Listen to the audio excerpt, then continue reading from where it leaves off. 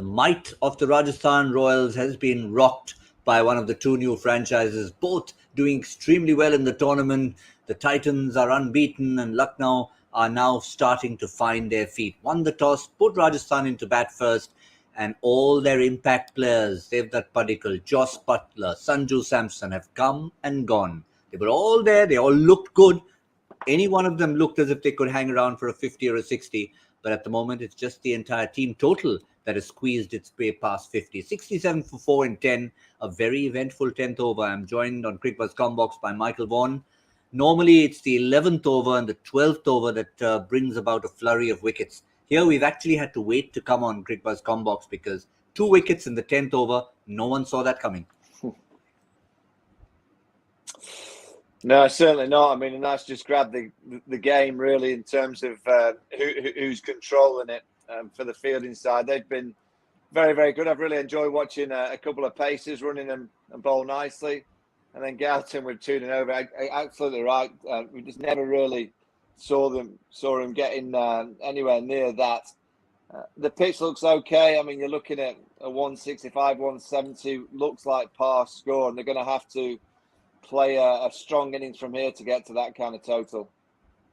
Yeah, we often talked about opportunities. For the last 2 or 3 days, we've been talking about Indian batsmen, unlike an Abhishek Sharma, who bat in the middle, not getting enough opportunities to prove themselves. Well, today, as and when Riyan Parag does come to the middle, it'll be a huge opportunity for him if he can hang in there and steer them through to some kind of respectability.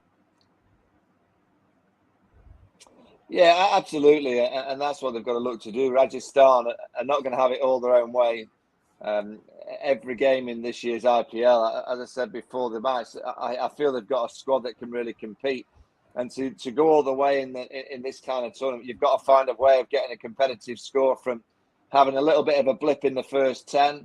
Can they get to something competitive and defend it in the second part of the game? And I think we'll find out a lot about Rajasthan in the next 30 overs. Because can they find enough skill and power to get a decent score? And then can they, with the dew always playing a part at night in India, can they have enough in terms of skill levels to try and defend this kind of total that looks like it's going to be below par? Yeah, and among the power that they do have, skill there is, but from the power that they do have is that of Shimron Hetmyer. We sort of talked about this when we were looking at Surya Kumar Yadav. Mumbai innings in tatters.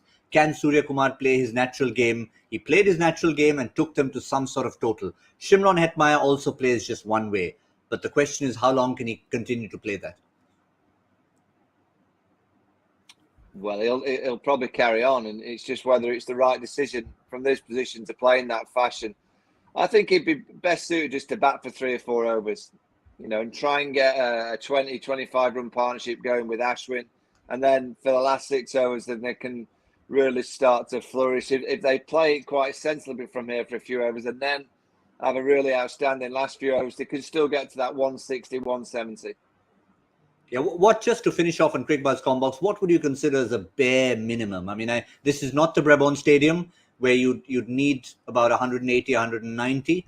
Wankhede has been a little bit tricky, but of course they have due to contend with. Well, I think 150 is going to be a minimum, you would think. They'd have to field, bowl, have a bit of fortune to defend anything under that kind of total. But you never know. It's the IPL. Funny things happen. So at the minute, they've got a long way to get something competitive. They've just got to try and win this second part of their batting innings. If they do so, they'll get a decent total.